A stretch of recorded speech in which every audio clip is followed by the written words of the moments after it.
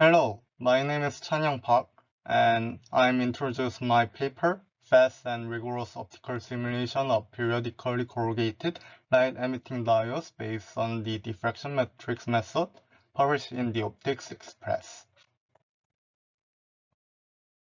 OLEDs, or organic light-emitting diodes, are now widely used in a range of display applications, from mobile phones to large area monitors and TVs.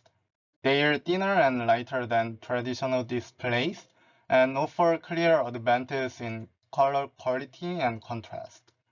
OLEDs provide much sharper color purity compared to LCDs, as shown in the spectrum plot, and they enable true black levels, which are ideal for high contrast visuals. However, OLEDs face some major challenges that their light extraction efficiency is quite low. As shown here, light-emitting dipoles are located inside the organic layer and emit light in all directions.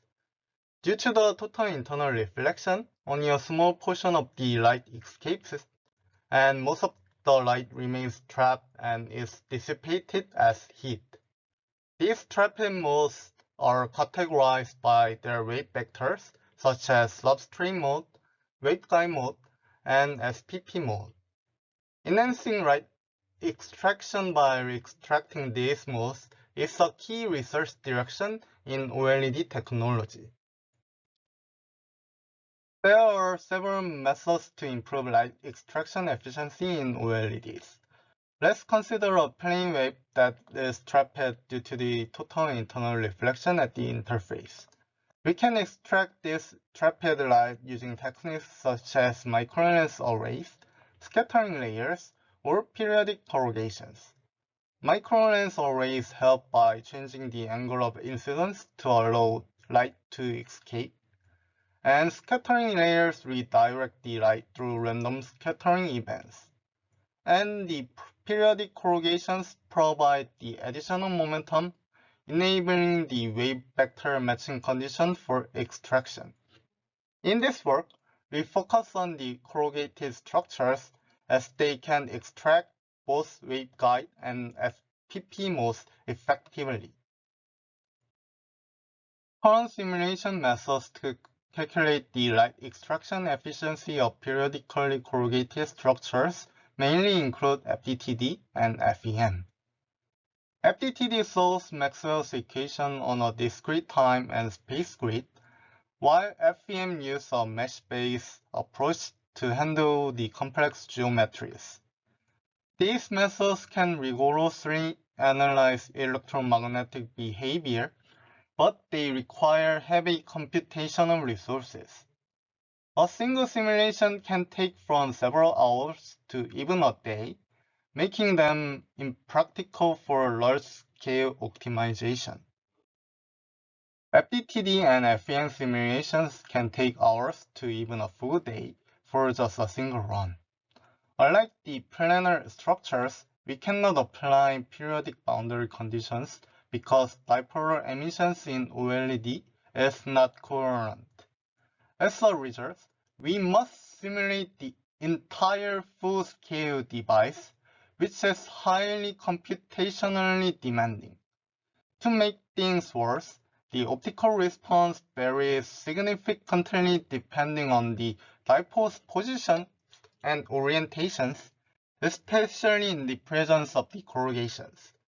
So to accurately calculate the planar emission, we need to run multiple simulations with different dipole configurations and average the results, making the traditional simulation methods like FDTD and FEM extremely inefficient for this problem.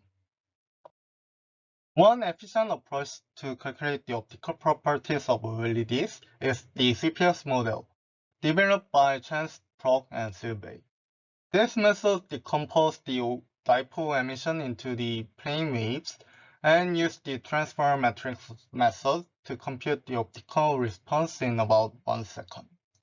By exploiting symmetry, the model analyzes the emission in terms of in-plane wave vector components.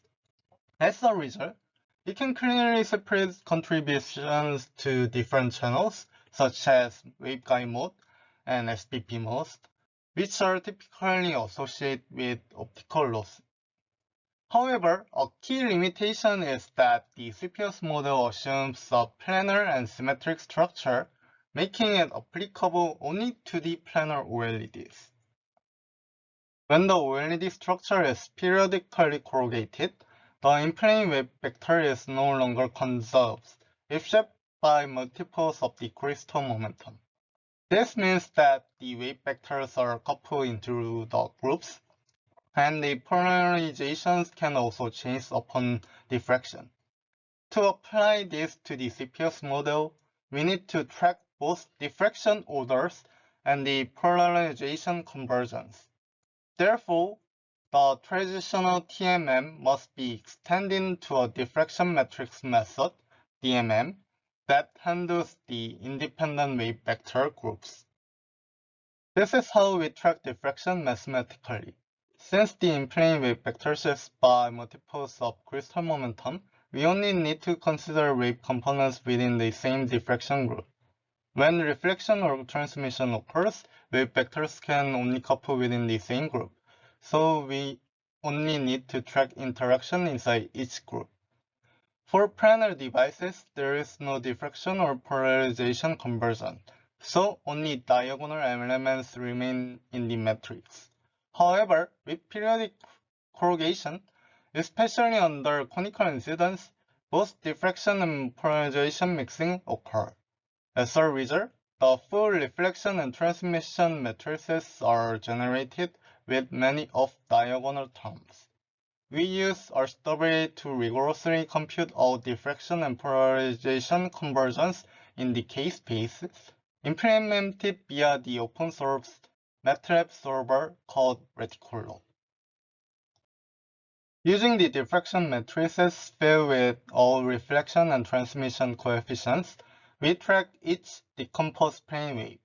By multiplying these matrices across the layers, we can compute both the light extraction efficiency, LEE, and the Purcell factor. Since this method is entirely based on the wave vector domain matrix operations, we refer to it as the diffraction matrix method called DMM. We validated our method by comparing it with FDTD simulations. This is a sample structure of a corrugated OLED, where a single light emitting dipole is embedded inside the organic layer.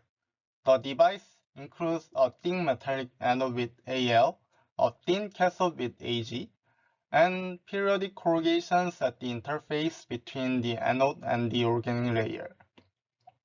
The emission pattern calculated using our DMM closely matched with the FDTD result, both in the far-field angular distribution and the total optical properties. The light extraction efficiency agrees within 1% and the Purcell factor within 2%, confirming the accuracy of our approach. To ensure the accuracy of our simulation, we perform a convergence analysis. On the left side, we vary the number of Fourier orders used in the RCWA, denoted as N-RCWA, while fixing the Brillouin zone sampling number, which is N Brillouin zone, is equal to 70. We observe that the result converges when the N-RCWA is over 20. On the right side, we fix the N-RCWA is equal to 20 and vary the number of sampling points in the Brillouin zone. The results become stable when N Brillouin zone exceeds around 50. These two values were used throughout the remaining simulations. We also compared the calculation speed between FDTD and our proposed DMM. For a fair comparison, the simulation time was measured at the point where the results converge within 1% of the ground truth. In this case, FDTD takes about 11,200 seconds, while DMM completes the simulation in just 3 minutes. This means that our method is approximately 60 times faster while maintaining the high accuracy. Moreover, there are additional speed-up factors. In actual devices, many incoherent dipoles form an emission layer radiating in all directions.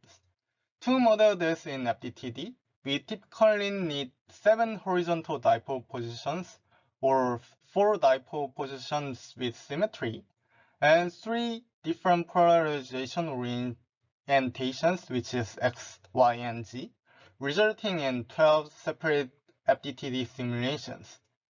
In contrast, DMM handles it with a single analytical integration of all dipole positions and orientations. As a result, for planar emission, DMM is about 700 times faster than FDTD. Furthermore, when only grating on relative parameters are updated, like dipole positions, orientations, or organic layer thickness, we can reduce the same diffraction matrices. In this case, the speedup exceeds about over 10,000, enabling the ultra-fast optimization. Based on this kind of speedup, fast calculation enables a full parametric sweep over grating on relative parameters such as dipole position and organic layer thickness. As shown here, the optimal parameters change significantly depending on the presence and the depth of the corrugation.